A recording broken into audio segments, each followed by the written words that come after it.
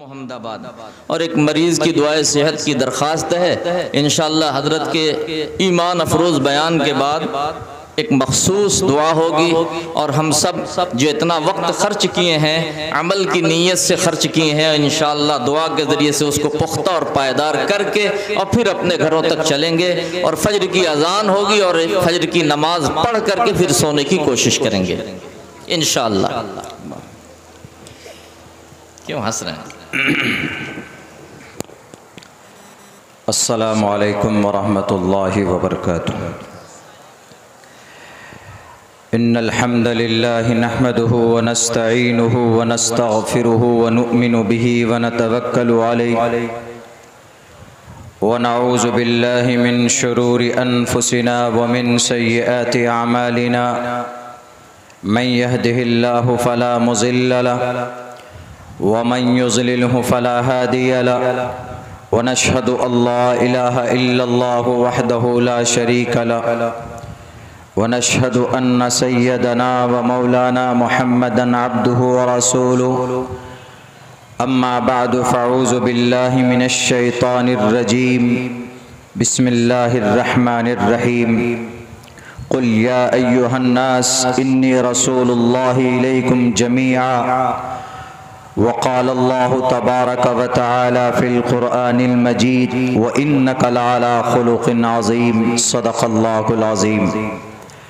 क़ाल रसूलुल्लाहि सल्लल्लाहु अलैहि वसल्लम इन्नमा बुइस्तुम मुयस्सिरीन व लम तुबअसू मुअस्सिरीन। वक़ाल रसूलुल्लाहि सल्लल्लाहु अलैहि वसल्लम अना ख़ातिमुन नबिय्यीन ला नबिय्य बादी औ कमा क़ाल नबी अलैहिस्सलातु वस्सलाम।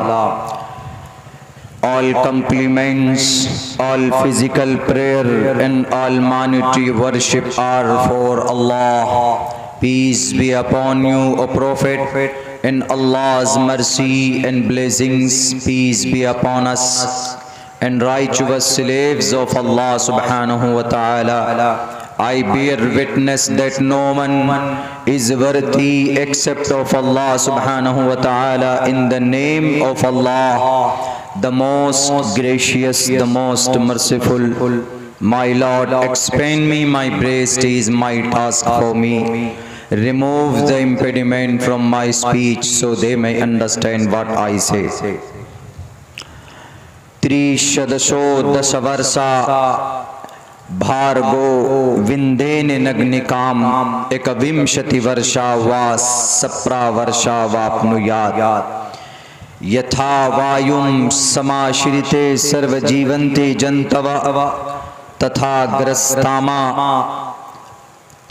ग्रस्तामा श्रिते वर्तते इतारा शरामा नराशन संवाजिनं वाजन्नि शैदीरम पूषणम सन्मैरीम हे रथम न दुर्गादवसवा सुदानवो विश्वसम्मात्रो अहंसो निष्पिपर्तः मधुजिहन्मम हविष्कृतं मम नराशंसं वाजिनं नराशंस महाप्रियमसि ओम नमः भगवते वासुदेवाय विश्वेश्वरा आदि पुरुष अपरंपार अल्लेख पुरुषा नमः। ओम नमः भगवते वासुदेवाय विश्वेश्वरा आदि पुरुष अपरंपार अल्लेख पुरुषा नमः।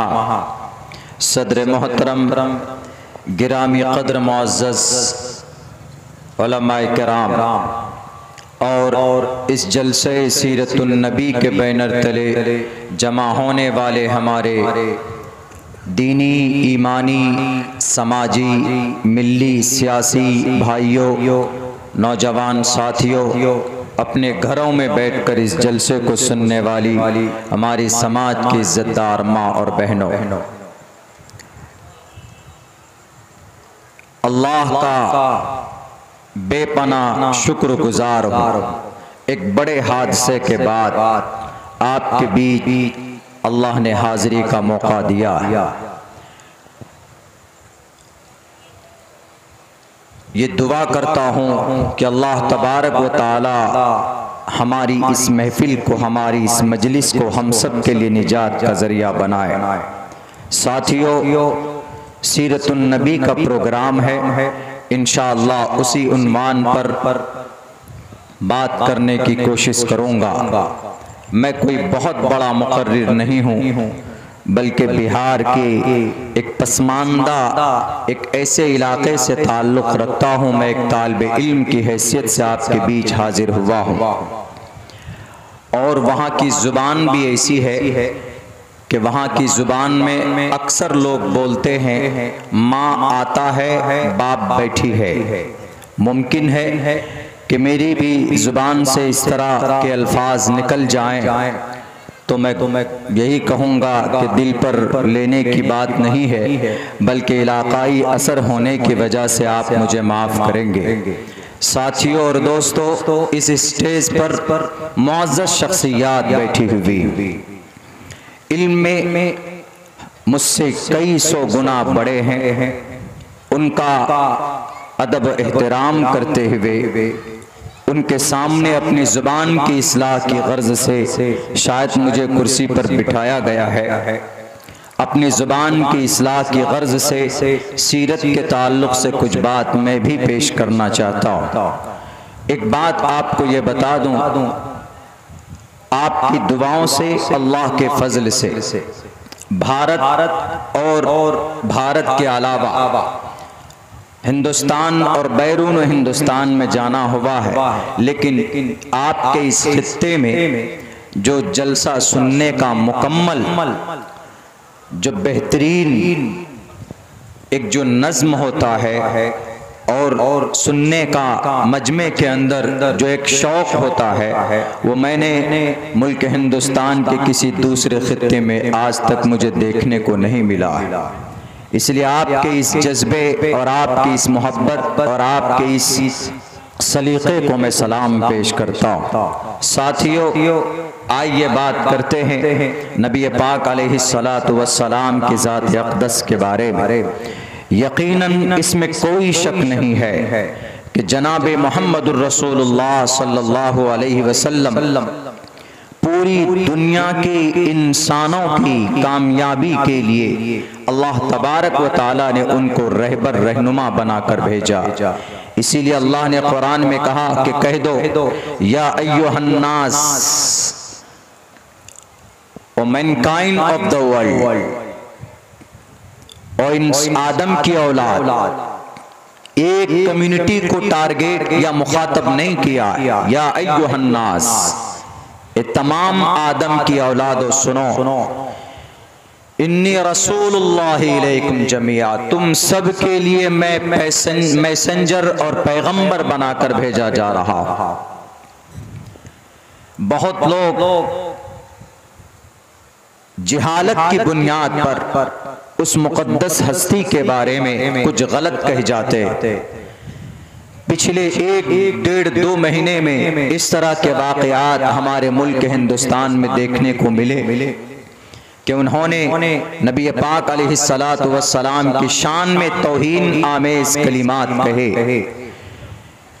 यहाँ तक कहा गया कि तुम मोहम्मद को सल्लल्लाहु अलैहि वसल्लम रहबर मानते हो, और वो बहुत बड़े पैगंबर थे और तुम उनको अपना सब कुछ मानते हो। अरे वो रहबर कैसे हो सकते हैं जबकि उन्होंने एक 6 साल की उम्र की बच्ची से शादी की, निकाह किया, और 9 साल की उम्र में उनको अपनी बीवी बनाकर घर लाता है। जब तुम्हारा रहबर ऐसा है तो तुम कैसे होगे? एक आवाज जलील करने के लिए, एक आवाज गुस्ताखी के तौर पर महाराष्ट्र की धरती से उठाई गई। मैंने वो 2 मंत्र पढ़े हैं आज अपने इस खुतबे में। मैंने रिसालत के ऊपर ही सारे मंत्र और श्लोक पढ़े हैं ताकि उन लोगों को भी बात समझा सकूं जो नबी पाक अलैहिस्सलातु वस्सलाम की सदाकत को, उनके औसाफ व कमालात को नहीं जानते हैं। एक सस्ती शोहरत हासिल करने के लिए अलग अलग बातें अपनी जुबान से गंदी और ख़राब बातें निकालते हैं, ताकि मैं उनको भी ये पैगाम दे सकूं कि आपके शास्त्र और ग्रंथ में भी जनाब मोहम्मद रसूलुल्लाह सल्लल्लाहु अलैहि वसल्लम की सिफत को रब ने आपकी जुबान के अंदर बयान किया है। जरा पढ़ कर देखिए मेरे भाइयों, इसमें कोई शक नहीं है कि आप अलैहिस्सलातु वस्सलाम को अल्लाह तबारक व तआला ने आखिरी नबी और रसूल बनाकर भेजा है, कोई शक नहीं। सूरज की रोशनी में शक कर सकते हैं, चांद बेनूर हो सकता है, लेकिन मोहम्मद रसूलुल्लाह सल्लल्लाहु अलैहि वसल्लम अल्लाह तबारक व तआला का आखिरी पैगंबर और रसूल है, इसमें जर्रा बराबर शक की कोई गुंजाइश नहीं। There is nothing to doubt, there is anything to doubt about that, बिल्कुल नहीं। आप अलैहिस्सलाम को अल्लाह तबारक व तआला ने भेजा तमाम इंसानों की भलाई के लिए। इसीलिए संस्कृत जुबान में कहा गया है नराशन सम वाजिनम वाजत्री शैदीरम पूसनम सन्मेरी मेरथम न दुर्गा दवसवा। इसका अर्थ यह है, इसका मतलब यह है कि नर आशंस एक ऐसी जात, एक ऐसा व्यक्ति आखिर जमाने के अंदर आएगा कि जो लोगों को असामाजिक तत्व से निकालकर, यानी बुराई से निकालकर उसको फ्री करेगा, उसको सीधे रास्ते पर लाएगा। हम सब जानते हैं कि मोहम्मद रसूलुल्लाह एक ऐसे वक्त में आपको बर्पा किया, एक ऐसे वक्त में आपका जन्म हुआ जहां दुनिया की सारी बुराइयां पाई जाती थी। उस वक्त रब ने आपको पैदा किया, 40 साल के बाद नबूवत दी गई, उसके बाद आप मेहनत में लग गए, कोशिश में लग गए लोगों को बुराई से निकालने के लिए। बाइबल में भी लिखा हुआ है Narashans will be free the people, Narashans will free the people from sins. Narashans एक ऐसी व्यक्ति, एक ऐसी जात कि वो लोगों को फ्री करेगा गुनाहों से। गुनाह कौन कौन से हो सकते हैं? जो भी समाज के अंदर जो बातें हम देखते हैं, लोग शराब पीते हैं, लोग जिना करते हैं, लोग बेईमानी करते हैं, झूठ बोलते हैं और अलग अलग और भी बहुत सारे खुराफात हैं। सबसे पहला जनाबे मोहम्मद रसूलुल्लाह सल्लल्लाहु अलैहि वसल्लम ने जो काम किया, वो जो सबसे बड़ा गुनाह था, जो जुर्म अजीम था, वो ये कि इंसान पैदा होने से पहले रब के पास वादा करके आया कि आप मेरे रब हैं, अलस्तु बिरब्बिकुम, लेकिन दुनिया में आने के बाद उस रब की वहदानियत को भूल गया। तो मोहम्मद रसूलुल्लाह ने पहला काम ये किया कि इस वादे को याद दिलाया और यूं कहा कि तुमने रब से वादा किया, तुमको एक रब ने बनाया, इसीलिए उस एक रब के कलमे को पढ़ो और उसकी भक्ति और उसकी इबादत करो तो तुम कामयाब हो जाओगे। 13 साल तक आपने मेहनत की, आपने मशक्कत की और आपके ऊपर जुल्म सितम के पहाड़ भी तोड़े गए, इसमें कोई शक नहीं। लेकिन आप अलैहिस्सलाम ने रात और दिन, आपका कोई और मकसद नहीं था, मोहम्मद रसूलुल्लाह की कोई और ख्वाहिश नहीं थी कि मैं तबलीग करूंगा, मैं कलिमे की दावत अल्लाह के बंदों तक पहुंचाऊंगा तो मुझे कहीं से कोई फंडिंग होगी, कहीं से कोई पैसा मिलेगा या कहीं से कोई मुझे स्पॉन्सर करेगा, कोई सपोर्ट करेगा, मैं बिल्डिंगें बना लूंगा, मेरे पास दौलत के अंबार नहीं। मेरे भाइयों, सिर्फ एक मकसद, वो ये कि रब ने भेजा है, रब के बंदों को रब तक पहुंचा दो, इस दुनिया का एक एक इंसान जन्नत में जाने वाला बन जाए। इसी फिक्र को आप अलैहिस्सलातु वस्सलाम अपनी जिंदगी के नबूवत के बाद आप शुरू करते। मेरे भाइयों, मेरे साथियों, यकीनन उस वक्त भी आप अलैहिस्सलाम को बुरा भला कहा गया, उस वक्त भी आप अलैहिस्सलाम को बदनाम करने की कोशिश की गई जैसे आज की जाती। लेकिन मैं एक बात दर्द के साथ कहता हूं, कभी कभी इन लोगों के तरफ से जो हमारी शरीयत पर, नबी की नबूवत पर, नामूस रिसालत पर जो हमले होते हैं, कभी कभी हम जिम्मेदार बनते हैं। अब से 500 साल पहले की तारीख उठाकर देख लीजिए, हमारे मुल्क हिंदुस्तान के अंदर एक बड़ा बादशाह गुजरा है जिसका नाम जलालुद्दीन अकबर है। उसने एक दीन और एक नई शरीयत नाफिज की थी, दीन इलाही के नाम से। उस दीन इलाही को लाने वाले उस वक्त के बेईमान और जमीर फरोश, उस वक्त के दानिश्वर और उनके दरबारी उलमा थे। अपने बैंक को अपनी प्रॉपर्टी बढ़ाने के लिए, वरना अकबर इतना इस्लामी एतबार से वो इतना बड़ा आशिक रसूल था, वो इतना बड़ा नमाज का पाबंद था। मुल्ला अब्दुल कादिर बदायूनी की उनके मलफूजात को पढ़िए, उन्होंने लिखा है कि ये जब सफर में निकलता था जलालुद्दीन अकबर, तो 7 आलिम दीन को, इमाम को लेकर निकलता था और एक खेमा लगाकर नमाज के वक्त में नमाज पढ़ता था।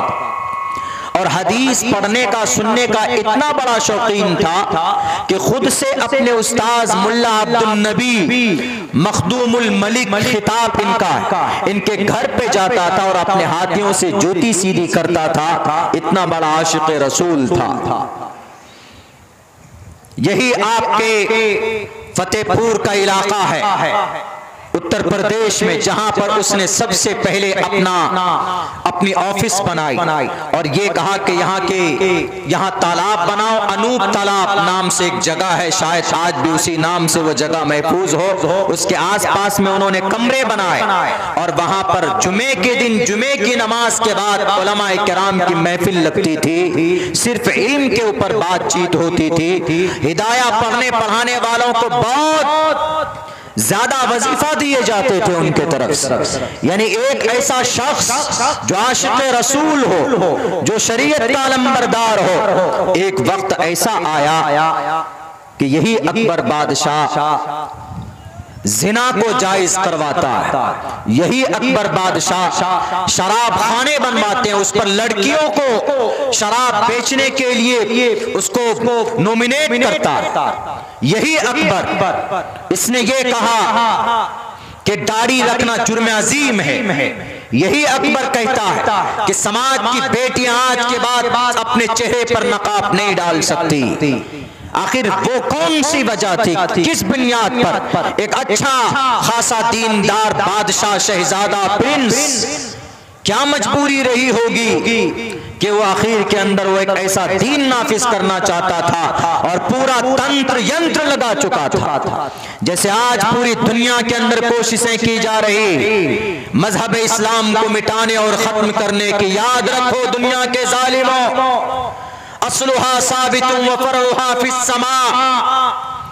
इस्लाम वो पौधा है, नबी पाक अलैहिस्सलाम की सीरत और उनकी सुन्नत वो पौधा है। जितना काटोगे उनकी शाख उतनी ही दुनिया के अंदर तनावर दरख्त बनकर उभरेंगे। ये किसी इंसान के तरफ से बनाया हुआ कोई कानून, संविधान और कोई शरीयत नहीं है। नबी पाक अलैहिस्सलाम के जितने आज तक जितनी बुराई की गई बड़ी तादाद में, लेकिन उनसे कहीं ज्यादा तादाद उन लोगों की है जो मोहम्मद रसूलुल्लाह सल्लल्लाहु अलैहि वसल्लम से मोहब्बत करते। तो बिलाखिर मैं वो भी बताऊंगा आपको कि अकबर बादशाह इन द एन अखीर के जमाने में ऐसा कौन सा मोड़ आया, क्या बात हुई जिसकी वजह से उसने कहा कि नहीं, इस्लाम नहीं बल्कि सब धर्म को एक साथ लेकर के चलो। और ब्राह्मण लोग भी आए, क्रिश्चियन, जैन, जोडाइज्म सबको जोड़ करके एक नया दीन बनाकर उसको नाफिज करने की कोशिश की गई। लेकिन कुर्बान जाइए उस वक्त के एक बड़े आलिम दीन, बहुत बड़े आलिम दीन मुजद्दिद अल-फसानी रहमतुल्लाहि अलैहि सीना तान कर मैदान में आए और कहा कि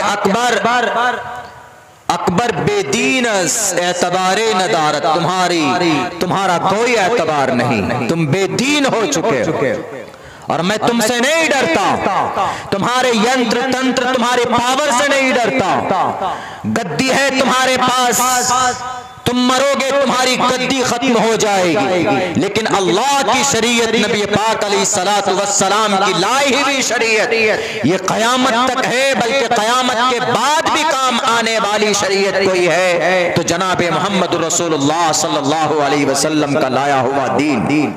मेरे भाइयों, ये वक्त ऐसा है कि यकीनन कोशिशें हो रही है इसी तरह की नई नई बातें सामने लाई जाए मोहम्मद रसूलुल्लाह के ताल्लुक से, ताकि लोग इससे बदजन हो जाएं और जो नई जनरेशन है, हमारे जो नई नस्ल है, उनके बीच नबी की बात कोई हल्की हो, कोई माने ही ना हो। यही वजह है कि हमारी जो नई नस्ल है, ये जो नए जनरेशन है, हमारा जो नया तबका है, ये दीन से बहुत दूर होता चला जा रहा है। खुसूसन समाज की बेटियों में वो अपने स्कूल कॉलेज में पढ़ते हैं, अपने बॉयफ्रेंड के साथ जनाब शादियां कर लेते हैं, मुर्तद हो जाते हैं। हमारे नौजवान साथी शराब के अंदर अपनी जवानी को बर्बाद करते हैं। हमारे समाज के अंदर और भी बहुत सारी बुराइयां, क्यों?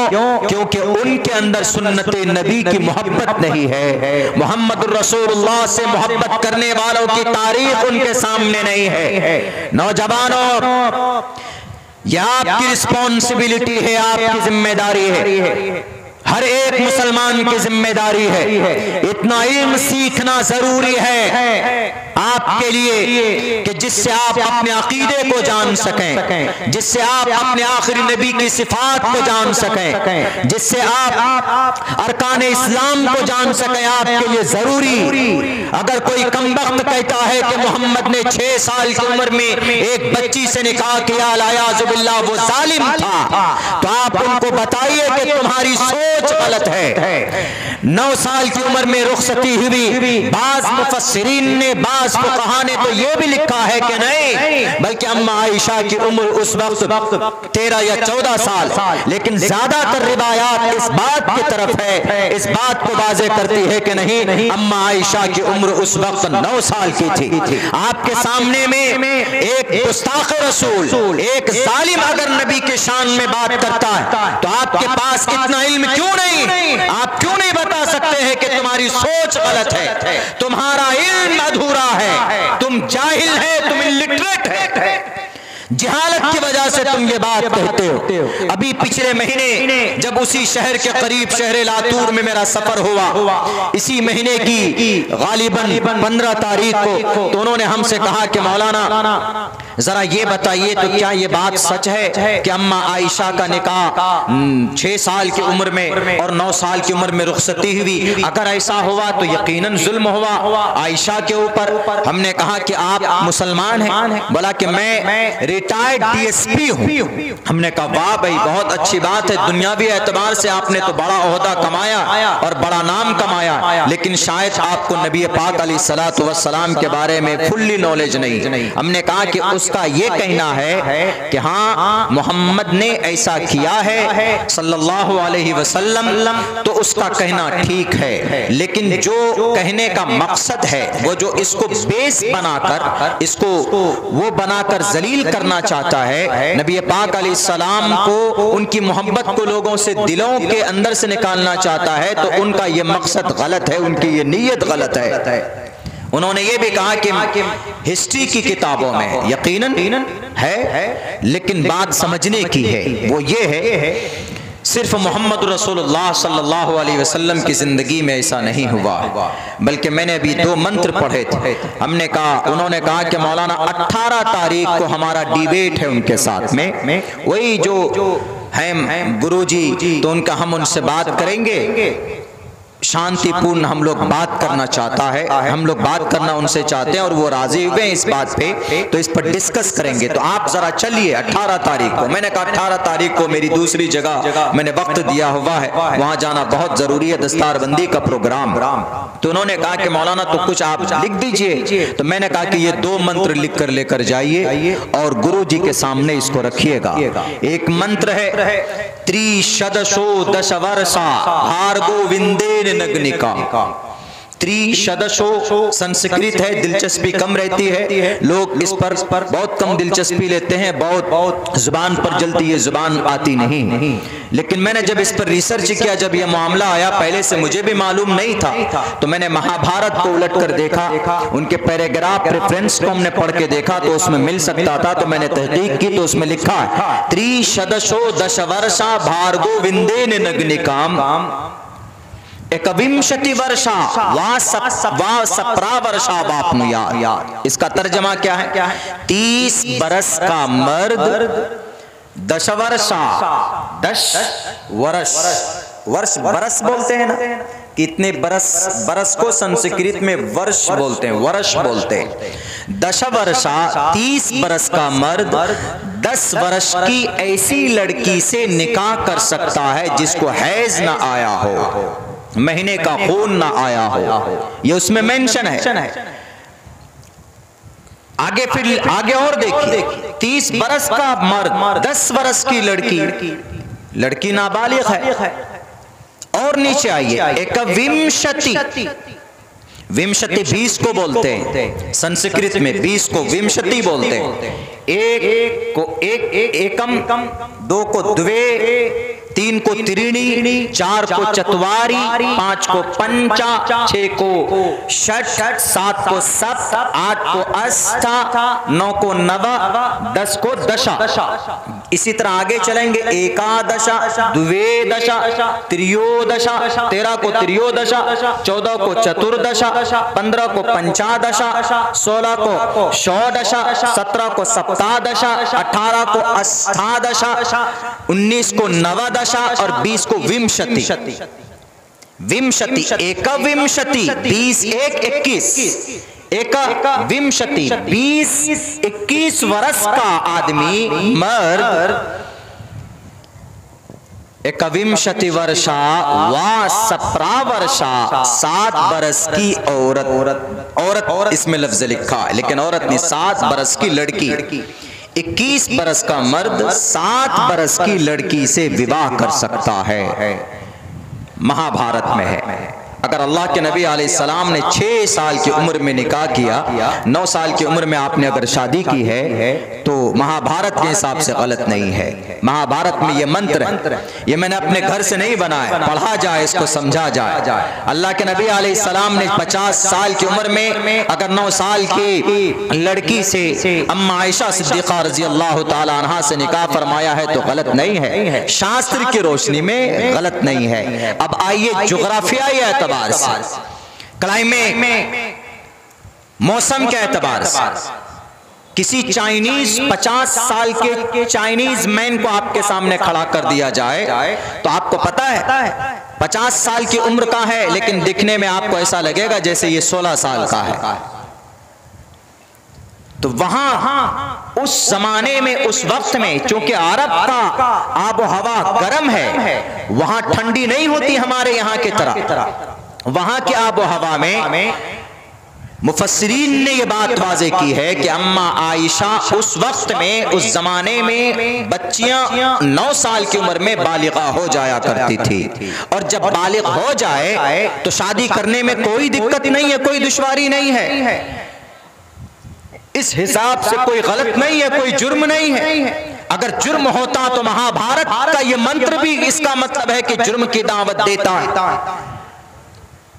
इसलिए हमने कहा कि यह मंत्र लेकर जाइएगा और उनसे कहिएगा कि भाई इसके बारे में आपका क्या ख्याल है। अगर संस्कृत जुबान जानते हैं तो एकविंशति का मतलब भी जानते होंगे। त्रिशदशो दश वर्षा भार्गोविंदेन नग्निकाम एकविंशति वर्षा वा सप्रा वर्षा सप्रा सप्त से सप्रा 7 साल की लड़की से निकाह कर सकते। अगर आपको मेडिकल साइंस की जरूरत है, दिल्ली एम्स में चले जाए, रिकॉर्ड उठाकर देखिए, सन 2023 जून के महीने में 7 साल की बच्ची मां बनी है। इससे साफ पता चलता है कि मेडिकल भी इस बात का मुनकिर नहीं है, यानी 7 साल से लेकर 7 साल 8 साल 9 साल 10 साल की उम्र के अंदर कैपेसिटी होती है बच्चियों में, वो मां बनने के लायक है, मां बन सकती। और अब से 1500 साल पहले की ये बात है, उस जमाने में तो 9 साल की बच्चियां बालिगा हो जाया करती थी। तो अल्लाह के नबी अलैहिस्सलाम ने अपनी तरफ से नहीं कहा कि आयशा आओ मेरे पास, बल्कि हिजरत के बाद हजरत अबू बकर सिद्दीक रजी अल्लाह ताला अन्हु जो बहुत ज्यादा मोहब्बत करते थे मोहम्मद रसूलुल्लाह से भी और अपनी फैमिली से भी और अपनी बेटियों से भी, अम्मा आयशा सिद्दीका के अब्बा वालिदे मोहतरम हजरत अबू बकर सिद्दीक रजी अल्लाह ताला अन्हु, क्या कोई बाप अपनी बेटी को जानबूझकर हलाकत के दरवाजे की तरफ धकेलेगा?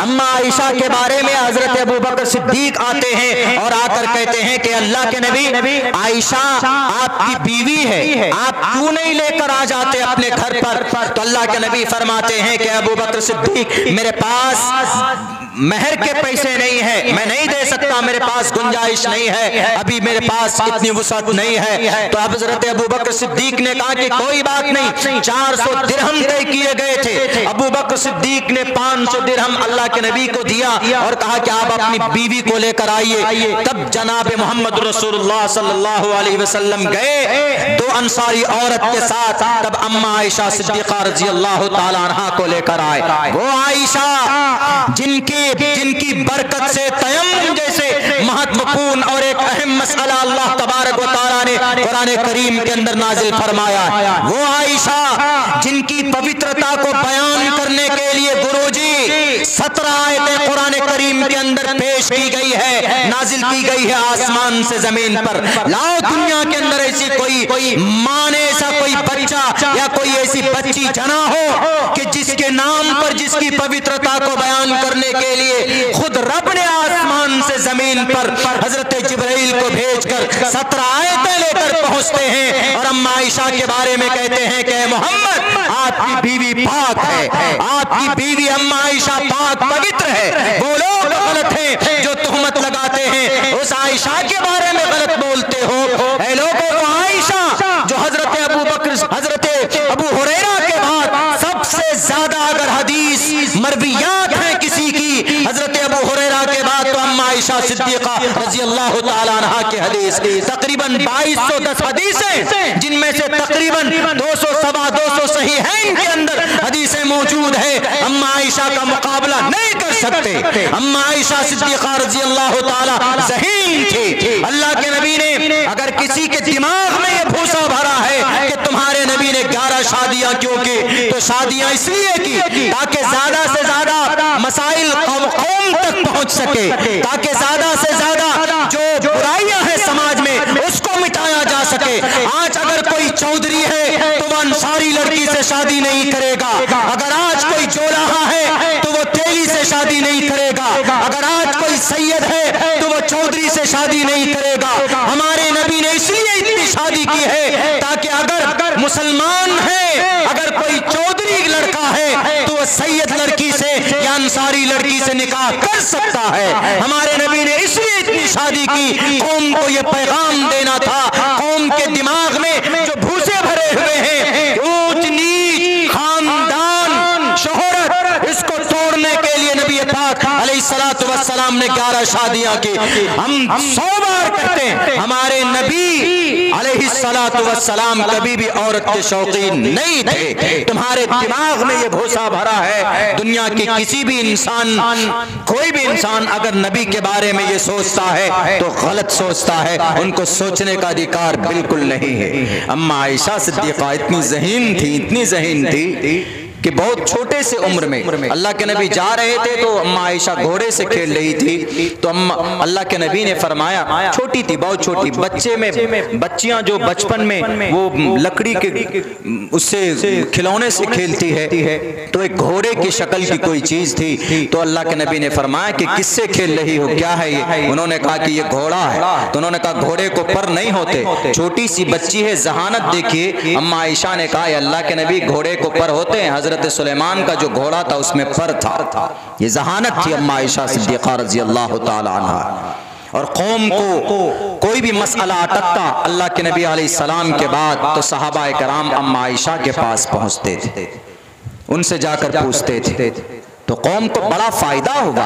11 शादियां की, ये कोई मसला नहीं है। लोग खामखा की बातें करते हैं। अल्लाह के नबी अलैहिस्सलातु वस्सलाम सिर्फ मुसलमानों के लिए, कोई ऐसा नहीं कि मोहम्मद रसूलुल्लाह कोई एक ऐसा कानून लेकर आ गए जो एक तबके को फायदा पहुंचाएगा। मेरे भाइयों, अगर आज यही समाज के अंदर कितनी बुराई है, लोग क्या कर लेते हैं, शादी किए बिना, अब तो कानून बन चुका, शादी किए बिना क्या कर लेते, शादी किए बिना शादी में रहते, शादी होती नहीं, निकाह नहीं होता, तब भी शादी शुदा जिंदगी के मजे लेकर अपने जिंदगी गुजारते।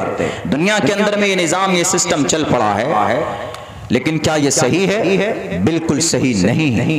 जिन स्टेट के अंदर ये कवानीन बनाए गए हैं, कौन सा लिव इन रिलेशन को जायज करार दिया गया, वो कौम और सोसाइटी और समाज के लिए बड़े खतरनाक है। फिर आप ये कहेंगे कि भाई अगर कोई आदमी शादी नहीं करना चाहता लेकिन वो शादीशुदा जिंदगी की तरह रहना चाहता है तो क्या करे? सिंपल है, शादी करे, शादी करे, बहुत आसान है। लेकिन पता है कैसे कवानीन बने? अगर कोई लड़का, बालिग लड़का,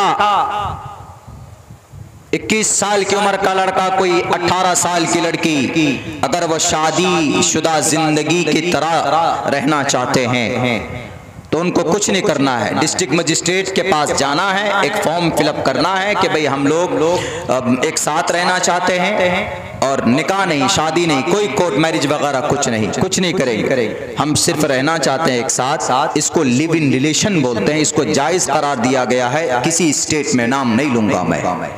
पता इससे क्या होगा? इससे यह होगा कि जिना के वारदात बढ़ेंगे, हरामियुन नस्ल बच्चे पैदा होंगे। इससे अगर किसी का, उनका ये तर्क है कि लोग, बच्चे हमारे ओपन होंगे, शादी की बोझ नहीं होगी, ओपन नहीं होंगे, इससे बोझ की बात आप मत कीजिए। पता इससे कत्ल के वारदात बढ़ेंगे।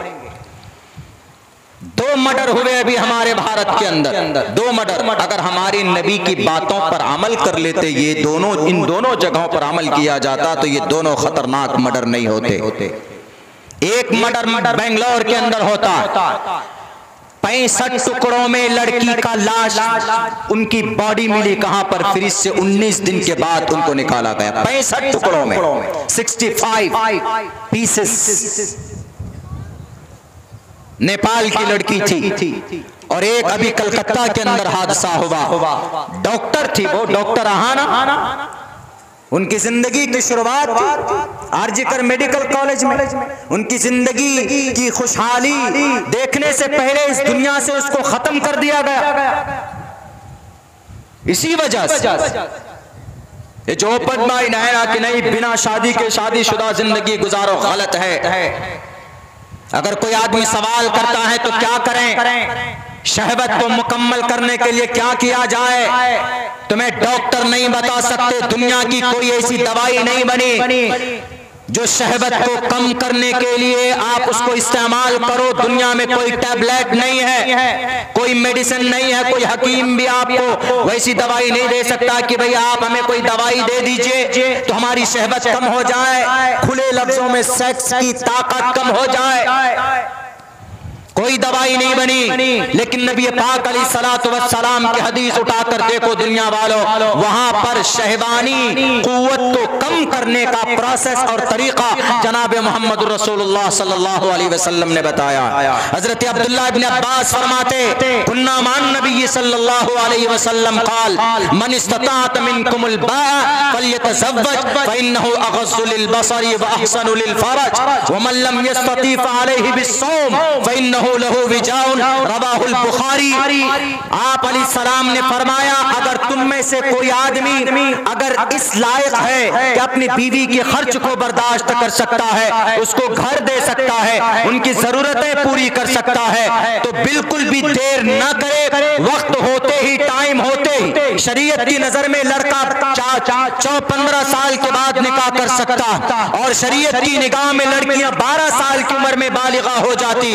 भारत के कानून के नजर में लड़कियां 18 साल की उम्र में बालिग होती है और लड़का 21 साल की उम्र में बालिग हो जाता। दोनों को मैंने इसलिए जिक्र कर दिया जिसको जिस एतबार से शादी करना हो करे, वरना फिर लोग आपके ये कहेंगे उत्तर प्रदेश के प्रशासन कि मौलाना तो अपनी शरीयत की बात करके चले गए। हमारी शरीयत में यह प्रावधान है, जितनी जल्दी बच्ची की शादी हो जाए तो जिना के वारदात कम होंगे। अल्लाह के नबी फरमाते, अगर तुम में इतनी सकत है, ताकत है कि भाई तुम अपनी बीवी का खर्च उठा सकते हो, नान नफका दे सकते हो, उनकी जरूरत पूरी कर सकते हो, तो तुम पर तुम्हारे लिए ये मुनासिब है कि भाई फल्यतज़व्वज, तुम शादी करो। क्यों शादी इसलिए की जाती है, फइन्नहु अग़ज़्ज़ु लिलबसर, तुम्हारी निगाह की हिफाजत होगी, व अहसनु लिलफरज, ये जो तुम जिना करते फिरते हो ना, मोबाइल के अंदर जो गर्लफ्रेंड बनाते फिरते हो, हेलो हवाई रातों को 3-3 बजे उठकर कि I don't feel sleepy at the night, हमें तुम्हारी याद आ रही है, हमको नींद नहीं आ रही है, तुम्हारी हमारी जिंदगी, इस तरह के जो बाजारू लैंग्वेज इस्तेमाल करते आजकल के हमारे नौजवान, जो अपनी कीमती जवानी को बर्बाद करते। अल्लाह के नबी ने फरमाया वहसनु लिल फरज, तुम्हारी शर्मगाह की भी हिफाजत होगी। तुम शादी तो करो, लेकिन अगर कोई आदमी उसके अंदर कुव्वत है, उसके अंदर शहवानी कुव्वत बहुत है, लेकिन बेचारा गरीब है, बेचारा कमजोर है, उसके पास इतनी हिम्मत नहीं है कि वो अपनी बीवी की सही परवरिश कर सके, उनका नान नफका और उनके खर्च बर्दाश्त कर सके, तो ऐसी सूरत में हमारे नबी ने यह भी कहा, तुम्हें किसी हकीम के पास जाने की जरूरत नहीं, तुम्हें किसी डॉक्टर के पास जाकर टैबलेट लेने की जरूरत नहीं है, बल्कि तुम ये काम करो,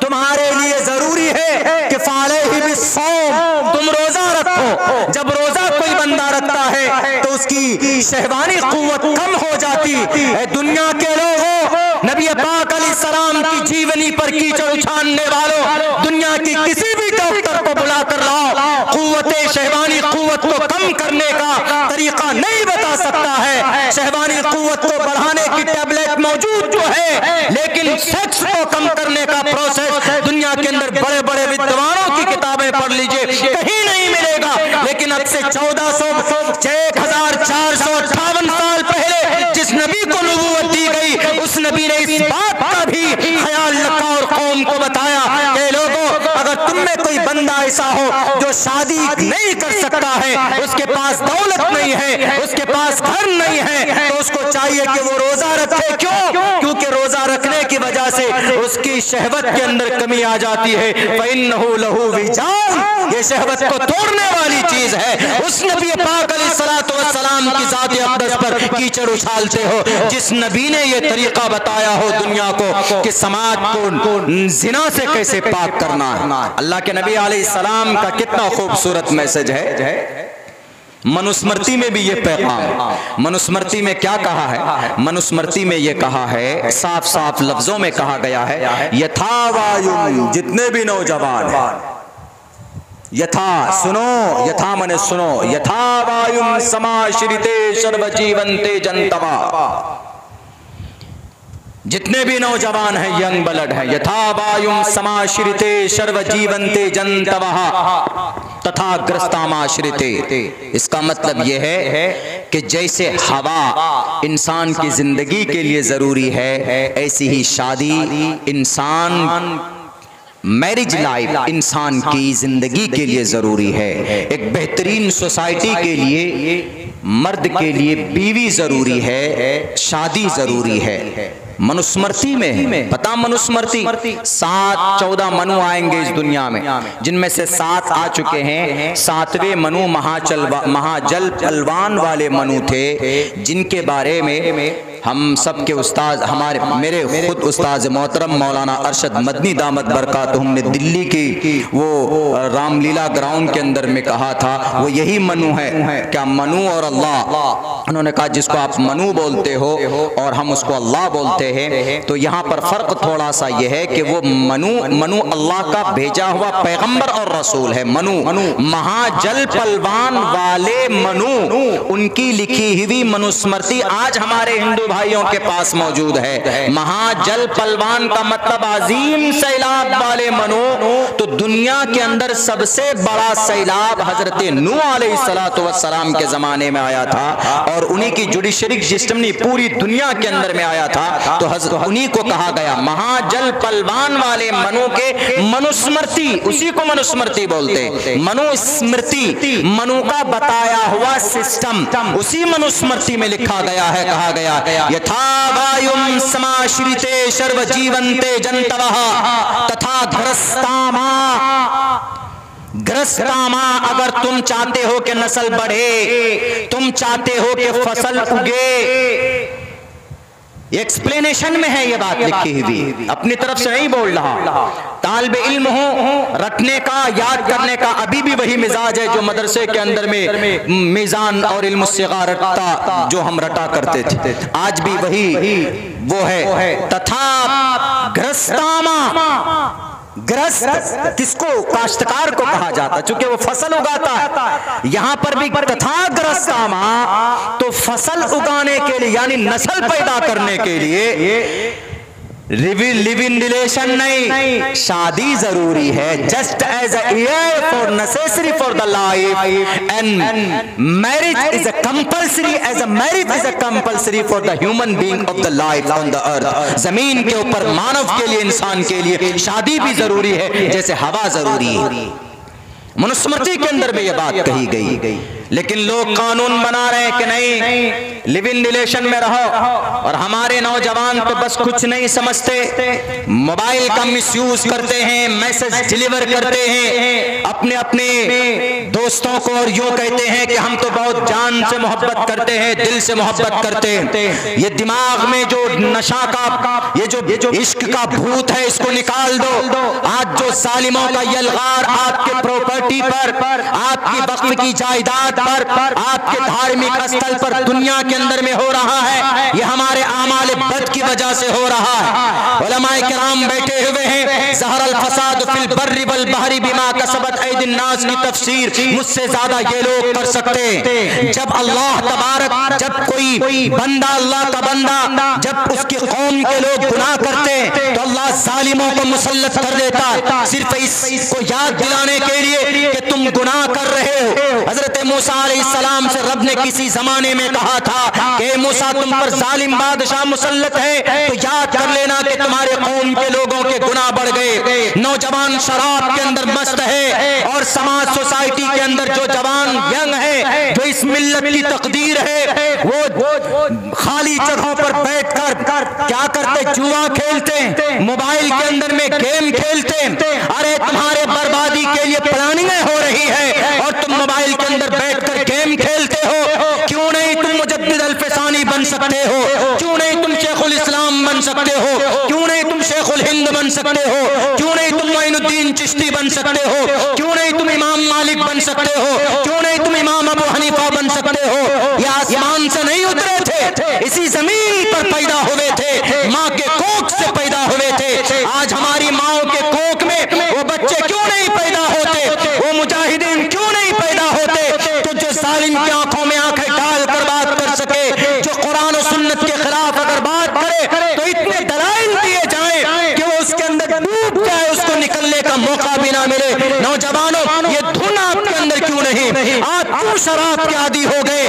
आप क्यों सोशल मीडिया के अंदर में गेम खेलने में अपना कीमती वक्त जाया करते हैं? सोने और चांदी से ज्यादा कीमती वक्त है, इसीलिए इन औकात को जाया मत कीजिए। अगर इतने बेबस हो, अगर आप इतनी शरीयत से अगर आप रूगर्दानी करोगे तो आज तो कम जुल्म हो रहा, इससे भी पूरे दिन पूरी दुनिया के मुसलमानों को देखना पड़ेगा। अभी तो सिर्फ 65,000 शहीद किए गए, RDF से तोड़ा गया, तोपा गया, आपके सर के ऊपर कोई नहीं बचाने वाला है। किसी की तरफ निगाह उठाकर देखने की जरूरत नहीं है। जजीरतुल अरब वाले बेईमान बन गए। 27 एकड़ जमीन तो बुत परस्ती की शुरुआत के लिए दिया जा रहा है, लेकिन हमारी मदारिस जो उलमाए किराम जी जान लगाकर मेहनत और अपने खून को पसीनों में बहाकर रात दिन एक करके मदरसे चलाते हैं, उनके लिए 1 रुपए का फंड ये जजीरतुल अरब वाले भेज नहीं सकते, और जालिमों को 27 एकड़ जमीन दी जाती है कि आप यहाँ बुत परस्ती कायम कीजिए। तहकीक के बलबूते पर कह रहा हूँ, जजीरतुल अरब की रिपोर्ट उठाकर पढ़ लीजिए। मेरे भाइयों, ये वक्त है अल्लाह की शरीयत को मजबूती के साथ पकड़ने का। आप हैं कौम की तकदीर, हमारे नौजवान, कौम की तकदीर, मिल्लत की तकदीर आप हैं। हमें नबी से मोहब्बत ही नहीं है, जर्रा बराबर मोहब्बत नहीं।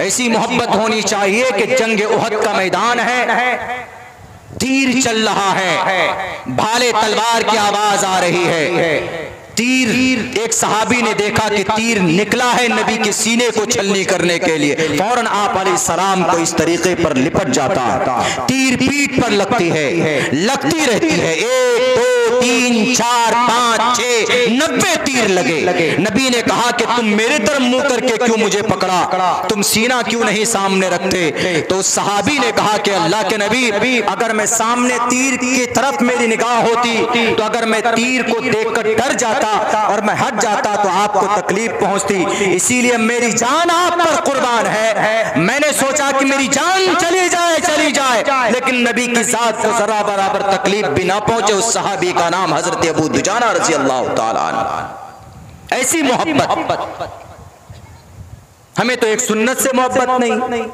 खाने के लिए बैठते हैं तो हाथ नहीं धोते। नबी की सुन्नत पर मेडिकल साइंस की रिसर्च के बाद भी नबी की किसी भी सुन्नत पर अगर अमल किया जाए तो पता है आपको उसमें भी फायदा है। ये टोपी हम लोग जितने लोग बैठे हैं ना, टोपी, why do we wear the cap, क्यों यूज करते हैं टोपी हम लोग? आपसे कोई पूछेगा तो आप यही कहेंगे कि हमारे नबी की सुन्नत है। सफेद कपड़ा क्यों यूज करते हैं? कि हमारे नबी पसंद फरमाते थे। लेकिन टोपी, इसकी कोई हिकमत हो सकती है क्या? कहेगा कोई हिकमत नहीं, टोपी है, टोपी। कल जब हम जिस जलसे में थे वहां 2 टोपी वालों का जलसा था। एक तो टोपी वालों का जलसा था और एक या तो टोपी नहीं थी या टोपी थी तो बड़ी टोपी थी। यानी वहां पर 2 मकतबे फिक्र के लोगों का जलसा था। हनफी मसलक के लोगों का भी मिलकर वो भी थे शरीक, मुकर्रिरीन में भी और सामीन में भी, और अहले हदीस मकतबे फिक्र के लोग। मैं मसल की बात तो बिल्कुल नहीं करता हूँ, मेरी आदत ही नहीं है इख्तिलाफी बात करने की, लेकिन बहुत अच्छा प्रोग्राम था कल का, मुझे बड़ी खुशी हुई थी उस प्रोग्राम को देखकर।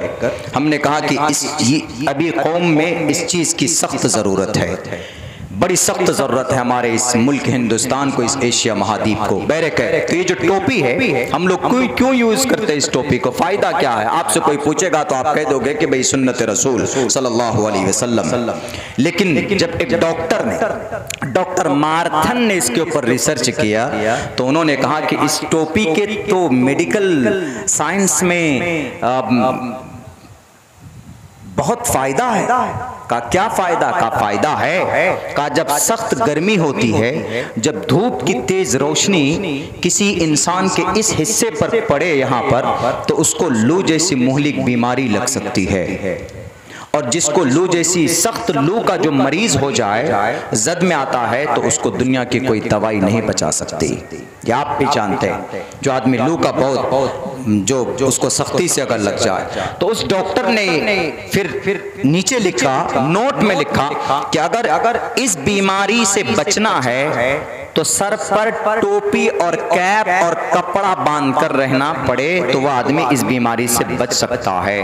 और उन्होंने लफ्ज इस्लाम और मुस्लिम का भी लफ्ज यूज किया। उन्होंने कहा कि जो मुसलमान टोपी यूज करते हैं, तो मुसलमान जो भी मुसलमान टोपी पहनता है उसको कभी लू जैसी मुहलिक बीमारी नहीं हो सकती। क्योंकि इस हिस्से पर लू, पूरी बॉडी में कहीं पर भी लू आपका हमलावर नहीं होता, बस यहीं पर होता है। तो उन्होंने लिखा है कि यहाँ पर हमलावर होता है और इस जगह पर टोपी रहती है, तो जो भी मुसलमान या जो भी इंसान टोपी पहनेगा, टोपी लगाएगा, उसको कभी लू जैसी मुहलिक बीमारी नहीं लग सकती। हम लोग तो सिर्फ सुन्नत समझते थे, लेकिन देखिए अल्लाह के नबी अलैहिस्सलातु वस्सलाम की सुन्नत पर कितनी बड़ी हिकमत मौजूद।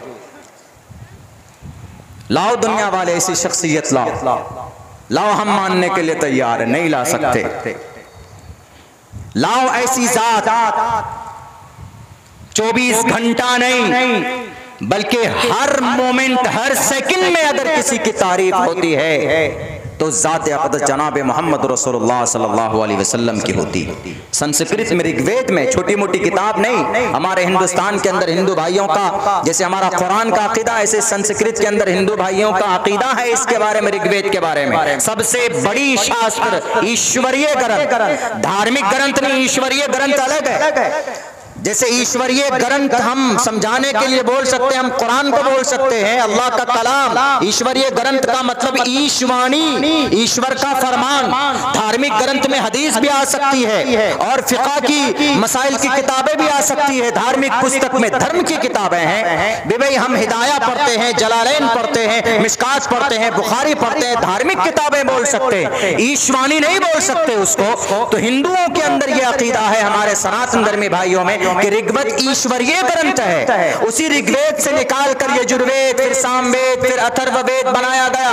उसी ऋग्वेद के अंदर कहा गया नारायण सम्महाप्रियो मसीयज्ञे, पूरी दुनिया के अंदर सबसे ज्यादा मोहब्बत करने वाली कोई जात होगी तो जात का नाम नाराशंस है। अब इस नाराशंस को अरबी में ट्रांसलेट करेंगे तो इसका मतलब आएगा मोहम्मद रसूलुल्लाह सल्लल्लाहु अलैहि वसल्लम, वो मोहब्बत की जात होगी।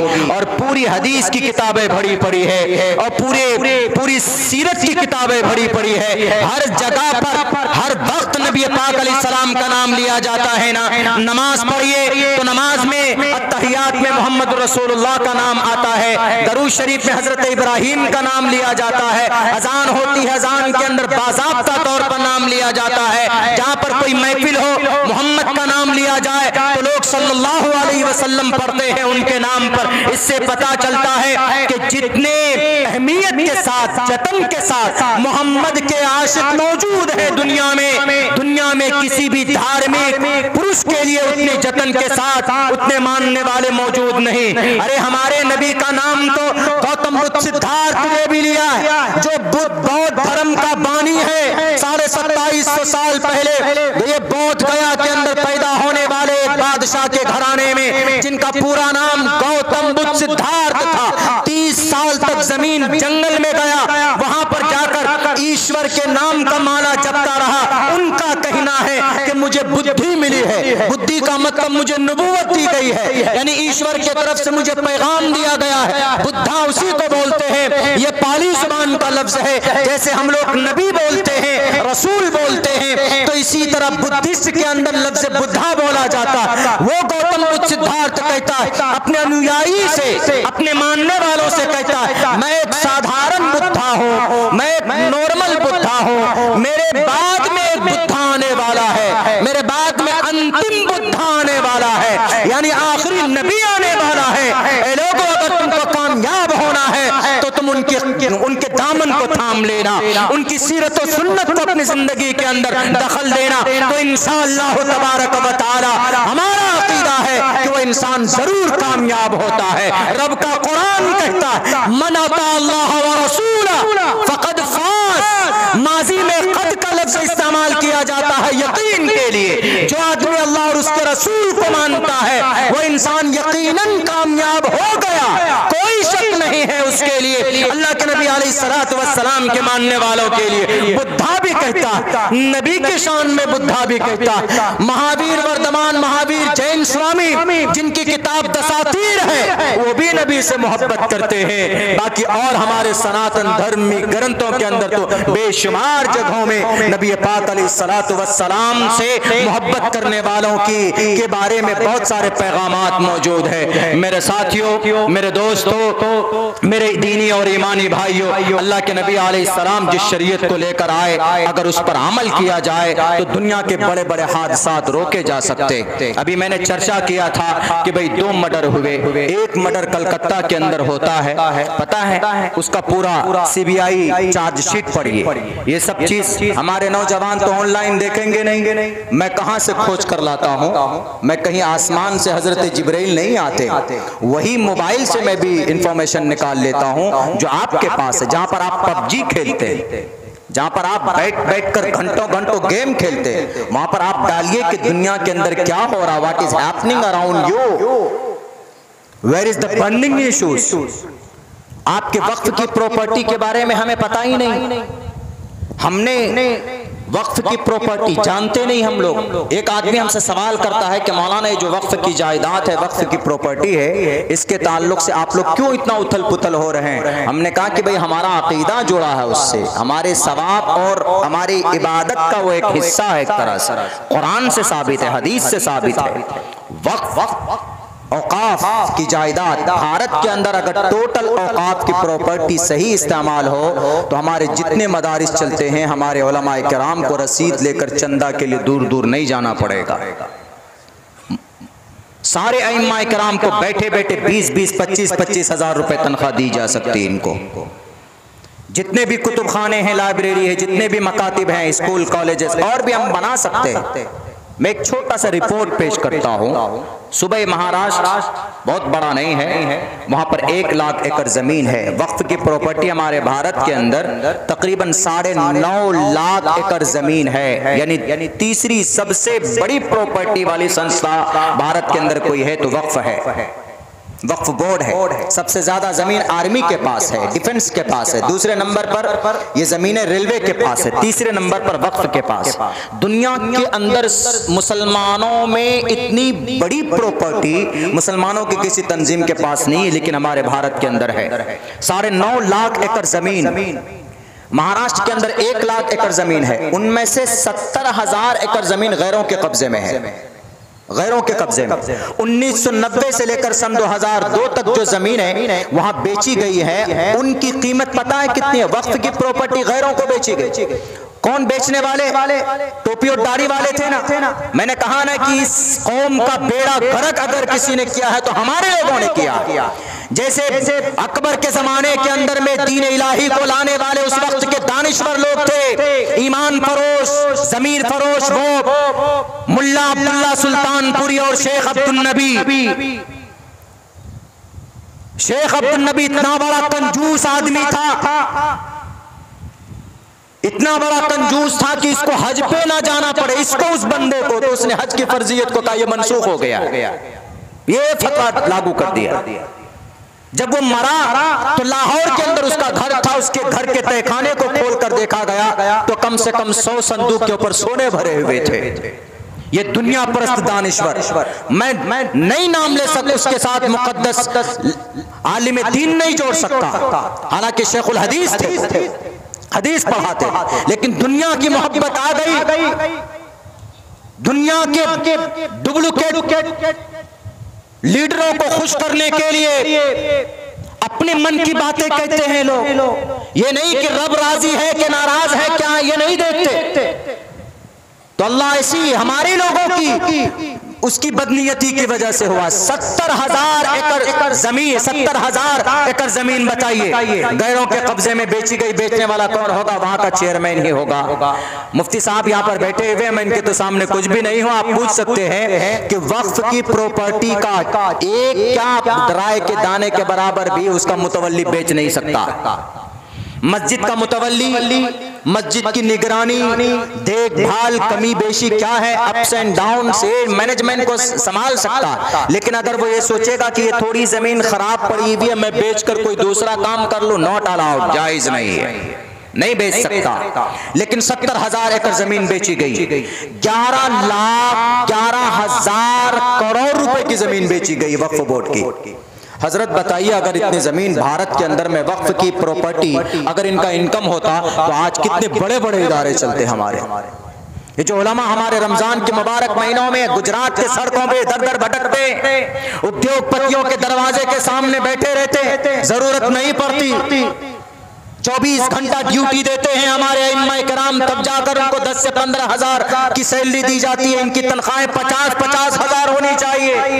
इनके पास भी 4 व्हीलर गाड़ियां होनी चाहिए, इनके पास भी वो तमाम सहूलियात होनी चाहिए जो एक नॉर्मल इंसान अपनी जिंदगी गुजारने की कोशिश करता है, आसानी के साथ, सहूलत के साथ में। अगर ये चाहते तो सिर्फ 30,000 एकड़ जमीन वक्फ बोर्ड के पास है। उन 30,000 जमीनों में 30,000 एकड़ जमीन में जहां सिर्फ टावर लगे हुए हैं ना, सिर्फ टावर, तो उन टावर से जो किराया आता है, उसका रेंट जो आता है, सालाना उसकी कीमत 10 करोड़ रुपए है। बताइए कितनी बड़ी आमदनी सिर्फ एक छोटे से सूबे में। हैदराबाद सरजमी, बड़ा मुअद्दब शहर, चले जाएं आप वहां पे, बड़ी बड़ी बिल्डिंगें हैं, वक्फ की प्रॉपर्टी है, वक्फ बोर्ड में रजिस्टर्ड भी है। 50,000 रुपए बिल्डिंग की, एक फ्लैट 2 BHK 3 BHK की फ्लैट, 3 BHK की फ्लैट का किराया 25,000 रुपए है। लेकिन पता है वक्फ बोर्ड की रसीद पर कितनी लिखी जाती है? 250 रुपए लिखी जाती है। इस कौम के ऊपर इस तरह नए बिल नहीं लाए जाएंगे तो क्या होगा? ये अल्लाह की तरफ से, समझ लीजिए आप, आपकी तरफ से, हमारी तरफ से, हमारे अमाल बद का नतीजा है ये सब। 9.5 लाख एकड़ जमीन भारत की धरती पर है। अगर इन जमीनों और इन प्रॉपर्टी के इनकम का अगर सही इस्तेमाल हो तो आज जो हमारी बच्चियां मुर्तद हो रही है गैर के स्कूलों में बैठकर, तो हमारे पास हमारे खुद के स्कूल होते। अगर इन प्रॉपर्टी का सही इस्तेमाल हो जाए, इनके इनकम का सही इस्तेमाल हो जाए, तभी हम इर्तिदाद को रोक सकते, अपनी बच्चियों को रोक सकते। हमारे मदारिस के अंदर हमारे उलमाए किराम अनथक मेहनत करते, पढ़ाने से ज्यादा इनको फिक्र इस बात की भी रहती है कि भाई हमारा मैनेज कैसे होगा, मैनेजमेंट सिस्टम, पैसे कहां से आएंगे, वक्त पर तनख्वाह नहीं दे पाते हैं। अरे आप हक पर हैं, आप हक परस्त हैं, हक परस्त बनो, सब्र करो, अमल को सुधारो, अल्लाह की मदद होगी। किसी जालिम से डरने की जरूरत नहीं है, वक्त के बादशाह, वक्त के फिरौन से डरने की जरूरत नहीं है। हर जमाने के अंदर ये आएंगे, चले जाएंगे, लेकिन अल्लाह की दीन, अल्लाह का दीन बाकी था, है, और हमें चढ़ते हुए सूरज की तरह यकीन है। कोई माए का लाल इसको बदल नहीं सकता। बदलने वाले बदल जाते, उनकी कुर्सियां खत्म हो जाती, उनके पावर सल्ब कर लिए जाते हैं, बल्कि बसा औकात तो उनकी मौत भी बैतुल खला के अंदर होती है। अल्लाह का दीन बाकी है, अल्लाह का दीन बाकी रहेगा। डराने वाले जमा हो गए हैं, डराओ, लेकिन नौजवानों सबसे ज्यादा मजबूत दौलत अल्लाह ने आपको दे रखी है, वो ईमान की दौलत है, वो ईमान की दौलत है। उस पर क्यों मेहनत नहीं होती? अल्लाह के नबी का सदाकत का झंडा आपके पास है, आशिक रसूल बनो, जिंदगी के अंदर सुन्नत को जगा दो, कुरान करीम की तिलावत करना सीखो, तब देखिए आप अंदर से कितने मजबूत होते हैं। अगर ऐसा काम होगा तो इंशाअल्लाह तबारक व तआला कौम ईमानी एतबार से मजबूत होकर जालिमों के सामने खड़ी होगी। किसी से डरने की, घबराने की जरूरत नहीं। और दो टोक लफ्जों में कहो कि हमारे नबी जिस शरीयत को लेकर आए वो इंसान की कामयाबी है। तमाम इंसान, मर्द हो कि औरत हो, अगर इस पर अमल किया जाए तो इस पर 100% कामयाबी मिलती है। डॉक्टर अहाना की मौत कैसे हुई? 5 मरतबा उस बच्ची का, उस डॉक्टर की इज्जत लूटी गई। लूटने वाला कौन? एक वही का प्राइवेट बॉडीगार्ड। 5 मरतबा, एक मरतबा उसकी इज्जत लूटी तो उसकी गर्दन तोड़ दी, रीढ़ की हड्डी तोड़ दी, उसके हाथ तोड़ दिए, और जो चश्मा पहनती थी उस चश्मे के शीशे भी उसके आंख में घुसे। अगर 2 बातों पर अमल हो जाता तो वो आदमी जालिम, वो रेपिस्ट भी नहीं बनता, मर्डरर भी नहीं बनता, और उस डॉक्टर अहाना की जिंदगी वो जिंदा होती और वो डॉक्टर होती। 2 बातों पर सिर्फ अमल होता। मैं कहना चाहता हूं उन लोगों से जो लोग कहते हैं कि आप अलैहिस्सलातु वस्सलाम की जीवनी को आज के इस मॉडर्न जमाने में आप लोग क्यों इतने शान के साथ अपने स्टेजों से बोलते हैं? अरे मोहम्मद रसूलुल्लाह की जिंदगी सिर्फ 1400 साल पहले वालों के लिए नहीं है। मैं बारहा कहता हूं कि to the day of judgement, कयामत तक के लिए है, और कयामत के बाद भी कामयाब होने के लिए इनकी जीवनी की जरूरत पड़ेगी। हमने उनको कहा कि 2 चीज कमी पाई गई। जब तहकीक की गई सीबीआई ने, तो सीबीआई ने रिपोर्ट में लिखा है, ये लिखा है कि वो जो बॉडीगार्ड था वो 3 दिन से लगातार शराब पी रहा था। 3 दिन से मुस्तकिल शराब पानी की तरह पीते बंगाल में लोग। जाएंगे आपको हर गली हर कूचे के अंदर में शराब आपको मिल सकती। और शराब के बारे में क्या है? अल्लाह के नबी ने फरमाया वला तशरिबिल खमर फइन्नहा मिफ्ताहु कुल्लि शर। ये भी है इन्नमल खम्रु वल मैसरु वल अनसाबु वल अज़लामु रिजसुम मिन अमलिश शैतान। हमारे जितने भी नौजवान जो शराब पीते हैं ना, नशीली चीजें जो इस्तेमाल करते हैं, जरा होश में करो, कभी जिंदगी खतरे में भी पड़ सकती है आपकी। शराब सबसे पहले आपके लीवर को, आपके गुर्दे को डैमेज करती। सबसे पहले नंबर पर गुर्दा डैमेज हो गया आपका, आपकी जिंदगी बर्बाद। टोटल बीमारी का जड़ गुर्दा है, किडनी है, लीवर, टोटल बीमारी का जड़। डायबिटीज हो, कुछ भी हो, प्रेशर हो, कुछ भी हो, सबका ताल्लुक वहीं से है। और शराब सबसे पहले मादी एतबार से बॉडी की किसी हिस्से को नष्ट करती है तो वो किडनी है। वो खत्म तो आप खत्म। तो बैरक 3 दिन से शराब पी रहा था। कुरान में सराहत के साथ शैतान का अमल बताया गया है। अल्लाह के नबी ने मना किया है, बुराइयों का जड़ बताया है। वला तशरबिल खमर फइन्ना मिफ्ताहु कुल्ली शर्रिन, यानी आप नॉर्मल हालत में वो जो काम नहीं कर सकते तो आप शराब पी करके आप शराब पी लीजिए, आपके लिए करना आसान हो जाएगा, बहुत आसान हो जाएगा करना आपके लिए। शराब पी लीजिए। मैं नहीं कहता हूं, मैं कहता हूं कि बस समझा रहा हूं आपको। कल आप कहीं वीडियो को कट करके चला दीजिए, मौलाना अब्दुल्ला करे कि शराब पियो, ऐसा नहीं होना चाहिए। ऐसे भी आजकल एडिशन चल रहे हैं और हो रहे हैं लोगों को बदनाम करने के लिए। तो उसने जब शराब पी, वो लड़की, वो जो डॉक्टर थी, उसके सर पर कुछ नहीं, डॉक्टर आहाना चूंकि सनातन धर्मी थी, वो एक हिंदू फैमिली से थी, तो उसने ऐसी ओपन जैसे जीन्स पैंट वगैरह अपना यूनिफॉर्म पहन करके गई। उसके बाल खुले हुए थे, तो शक्ल सूरत अल्लाह ने अच्छी दी थी। तो इसने देखा, इसने अपने दोस्त के भाई को वहां एडमिट किया था, तो ये वहां बैठा हुआ था। डॉक्टर आई, उसने देखा इसकी नीयत खराब हो गई। कहा कि डॉक्टर मैडम,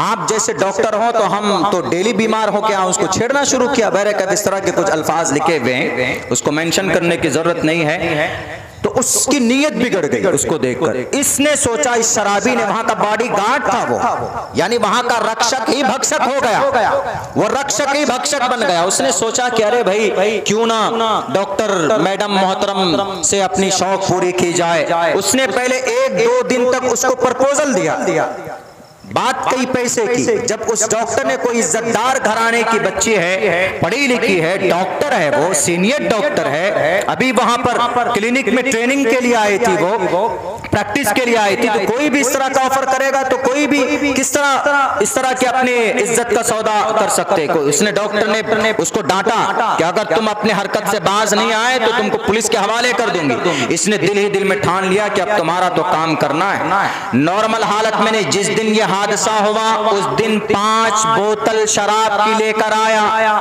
और अपने रूम में बैठकर शराब पीता है।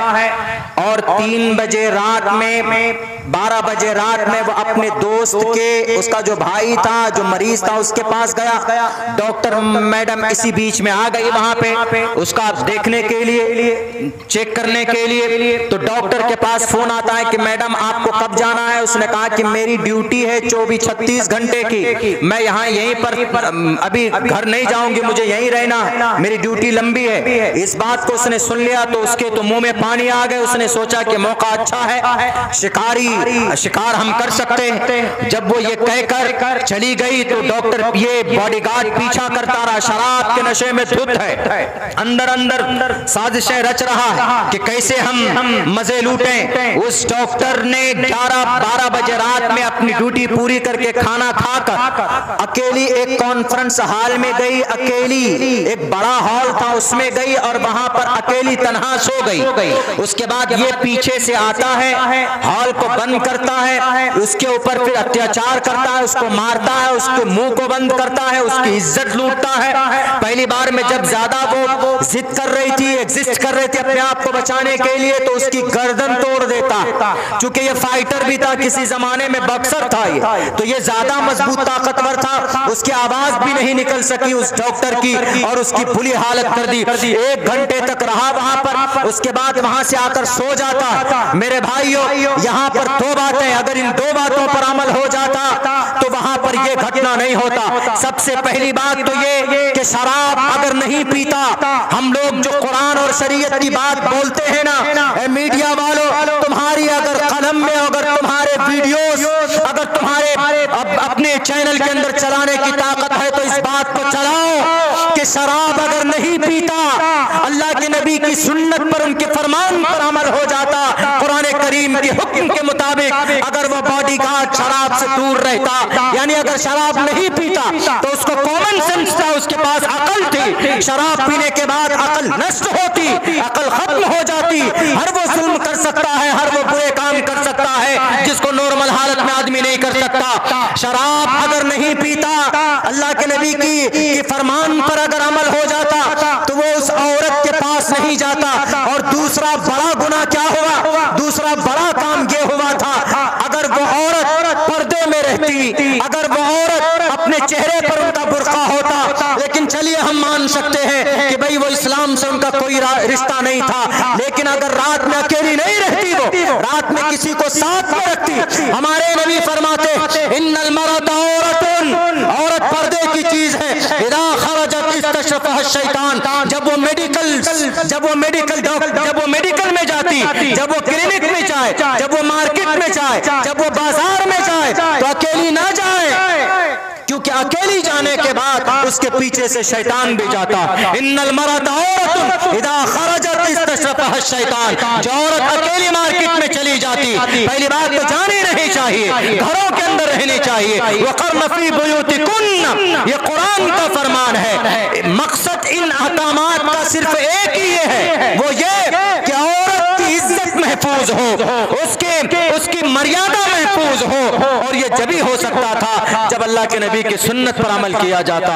अगर वो पर्दे में नहीं भी थी चलता, लेकिन साथ में किसी को लेकर रहती। अल्लाह के नबी ने फरमाया ना कि अगर आपको जाना ही है तो महरम को साथ में लेकर जाओ, अकेले मत जाओ। इशारा है ना कि अकेले जाओगे तो शैतान तुम्हारा पीछा करेगा। इस जालिम शराबी को शैतान बनाकर पीछे लगाया, और फिर हुआ यही, इन दोनों बातों पर अमल किया जाता तो इतना बड़ा हादसा नहीं होता, इतना बड़ा घटना नहीं होता। अरबों रुपए का नुकसान हुआ है बंगाल स्टेट के गवर्नमेंट को, लेकिन घटना इन्हीं बातों पर, अगर अल्लाह के नबी की ये छोटी दो बातों पर अगर अमल कर लिया जाता तो इतने बड़े बवाल नहीं पैदा किए जा सकते थे। इसीलिए हम कहते हैं कि अल्लाह के नबी अलैहिस्सलातु वस्सलाम को अल्लाह तबारक व तआला ने यूं कहा कुरान में अल्लाह के नबी के बारे में, वमा अरसलनाका इल्ला रहमतल लिल आलमीन, ए अल्लाह के नबी आपको रहमत बनाकर भेजा जा रहा, यानी आपके अफ़आल को, आपके अक़वाल को रहमत बनाकर भेजा जा रहा। इसीलिए सहाबाए कराम पहचान चुके थे आप अलैहिस्सलाम की हकीकत को, इसलिए दिलो जान से ज्यादा मोहब्बत करते थे। संस्कृत में दूसरी जगह में यूं भी कहा गया, दूसरी जगहों में अहमेव सौयमिदम बदामी जुष्टम दबा बिरुतमानो शबीयम कामैतत मुकुरनम कुर्नमितम ब्रह्मानम तमुर्शिदम सुमिधाम। मेरे दोस्तों वक्त हो चुका है, बस ज्यादा नहीं 5 मिनट का वक्त चाहता हूं, मैं अपनी बात पूरी करता हूं। ज्यादा लंबी बात मेरी हो जाती है, माजरत चाहता हूं। हजरत मुफ्ती साहब भी यहाँ पर बैठ कर कह रहे होंगे, बस सिर्फ 5 मिनट का वक्त चाहता हूँ। इतनी मोहब्बत सहाबाए कराम करते थे चूंकि वह हकीकत को जान चुके थे। एक बूढ़ी औरत थी, इनके वाक़े को बयान करता हूँ, उनका कम से कम कुछ हिस्सा तो अपनी जिंदगी के अंदर पैदा करो मुसलमानों, तो अल्लाह की तरफ से जरूर मदद होगी। एक सहाबिया थी उम्मे अम्मारा रज़ी अल्लाह तआला अन्हा, जंगे उहद के मैदान में ये खिदमत अंजाम दे रही थी, पानी पिला रही थी जख्मियों को। देखा कि एक दुश्मन आ रहा है, अल्लाह के नबी की तरफ तलवार है, ये फौरन उठती है और तलवार लेकर नबी पाक अलैहिस्सलाम के दुश्मन को उनका खात्मा करती है। देखते ही देखते इस बूढ़ी औरत के ऊपर में तीर तलवार की बारिशें होने लगती है। जब जख्मी सहाबाए कराम को जंग के बाद जंग उहद में चूंकि बहुत नुकसान हुआ था, 70 सहाबा शहीद किए गए थे, जब जख्मी सहाबाए कराम को लाया जा रहा था तो ये बूढ़ी औरत भी थी, तो अल्लाह के नबी अलैहिस्सलाम के पास लाई गई। अल्लाह के नबी ने फरमाया कि कोई इच्छा कोई ख्वाहिश है तो बताओ। उस बूढ़ी औरत ने कहा, बूढ़ी सहाबिया ने कहा, उन्होंने कहा कि अल्लाह के नबी मेरी जिंदगी की 2 ख्वाहिश, पहली ख्वाहिश तो ये कि अल्लाह के राह में कुर्बान हो जाऊं, वो मेरी ख्वाहिश पूरी होने वाली है। दूसरी मेरी तमन्ना ये है कि आपके कदम मुबारक पर इस बूढ़ी औरत का जान, इसकी जान निकले। अल्लाह के नबी आप कदम बढ़ाइए। अल्लाह के नबी ने फौरन कदम बढ़ाया, उस बूढ़ी औरत ने कदम पर सर रखा और फौरन उनकी मौत हो जाती, शहीद हो जाती है। वो इतनी मोहब्बत सहाबाए कराम को, अल्लाह के नबी से हम अगर उनका थोड़ा सा भी कर लें, जर्रा बराबर भी अगर कर लें, लड़ाई नहीं तो इंशाअल्लाह बेड़ा पार हो सकता। और मैंने दूसरी बात शुरू के अंदर में ये कही थी कि अकबर बादशाह चुके आमाले बुरे लड़ने की वजह से, आपस में लड़ने की वजह से उलमा लड़ पड़े थे कि अकबर के आगे कौन बैठेगा, उनके आगे सफ में कौन बैठेगा। उलमा में लड़ाई हो गई, बल्कि एक जगह तो यूं कहा, अकबर के सामने में एक आलिम दीन ने यूं कहा कि ये जो नमाज पढ़ाता है ना बादशाह सलामत साहब, इसकी नमाज नहीं होती। कहा क्यों? कहा ये बवासीर का मरीज है। उन्होंने भी फौरन फतवा निकाल दिया। उन्होंने कहा कि ये जो पढ़ाता है ना नमाज, इसकी भी नमाज नहीं होती। कहा क्यों? कहा कि आंख शुदा बेटा है, यानी बाप ने इसको अपनी प्रॉपर्टी से बेदखल कर दिया। लड़ने की वजह से इसी इंतिशार की बुनियाद पर आप मलफूजात मुजद्दिद अल-फ़सानी पढ़िए। जो दानिश्वर और जो आलिम दीन और जो समाज का हसास तबका जो मलफूजात मुजद्दिद अल-फ़सानी ना पढ़े, मैं समझता हूँ कि उसने कुछ नहीं पढ़ा। पढ़िए आप तज़किरे मुजद्दिद अल-फ़सानी। आज सेम वही हालात हैं हमारे भारत के अंदर हमारे शरई मसाइल के ताल्लुक से, लेकिन गुमराह, लेकिन कबीदा खातिर होने की जरूरत नहीं है। अल्लाह ने मुजद्दिद अल-फ़सानी को पैदा किया। हमारे आज भी जमीन पर उलमाए बरहक मौजूद है, आज भी इंशाअल्लाह उनका मुकाबला कर रहे हैं और जवाब दे रहे हैं और देंगे, और ये छटेंगे। इनका वक्त जाएगा दुनिया के ऊपर जो जुल्म कर रहे हैं, गरीबों के ऊपर अत्याचार कर रहे हैं। इसीलिए उन्होंने एक नया दीन शरीयत बनाया। जुल्म तो फिर जुल्म ही होता है। जाल हक व ज़हक़ल बातिल, जब हक आता है तो जुल्म टिक नहीं सकता। वक्ती तौर पर उन्होंने कोशिश की थी, बड़ी तफसील है उसमें, लेकिन बस शॉर्टकट इतना कहूंगा कि भाई हमारे ही लोग जिम्मेदार बने थे, उनको हावी होने के लिए हावी होने दिया था। और जो ब्राह्मण लोग थे, पढ़े लिखे थे, वो बड़े ही मुहज़्ज़ब होकर बात करते थे। जैसे आज हम लड़ रहे हैं ना, हमारे में ही कुछ लोग कुर्सियों के लिए लड़ रहे हैं, हमारे में ही कुछ लोग ओहदे के लिए लड़ रहे हैं। खुदा की कसम ये लड़ाई रोक दो, कौम को मत बांटो, इसकी मसाइल के लिए लड़ो, अपनी कुर्सी के लिए मत लड़ो। अगले दिन अगर कामयाबी तुम्हारी कदम न चूमे तो अब्दुल्ला सालिम का नाम बदल कर रख देना। आज के वक्त की प्रॉपर्टी पर बिल लाने की कोशिश की जा रही है। खुदा की कसम इशारों में बोलता, इस बिल को आपका ईमेल के जरिए से जो आपका QR कोड के जरिए से जो आप स्कैन करते हैं, वो ईमेल आपको नहीं रोक सकती, लेकिन सिर्फ जो जिनको हम शहादत देते हैं, ये राज्यसभा के अंदर उनकी अक्सरियत है, 140 मेंबर हैं, और जो लाना चाहते हैं बिल उनकी 102 मेंबर है। जिनको हम सपोर्ट करते हैं उनके 145 मेंबर हैं। अगर वो हमारे तई हमदर्द हैं, अगर वो खड़े हो जाए तो वक़्त राज्यसभा के अंदर वो बिल रुक जाए और एक बड़ा मसला रुक जाएगा, और खुर्द बुर्द होने से प्रॉपर्टी को बचा लिया जा सकता है। लेकिन अल्लाह उनको सही समझ दे और तौफीक दे। अल्लाह से दुआ करता हूँ, अल्लाह तबारक व तआला कहने सुनने से ज्यादा हम तमाम मुसलमानों को उस पर अमल की तौफीक अता फरमाएं। बहुत बहुत शुक्रिया, जज़ाकल्लाह। अस्सलामु अलैकुम व रहमतुल्लाहि व बरकातुहू।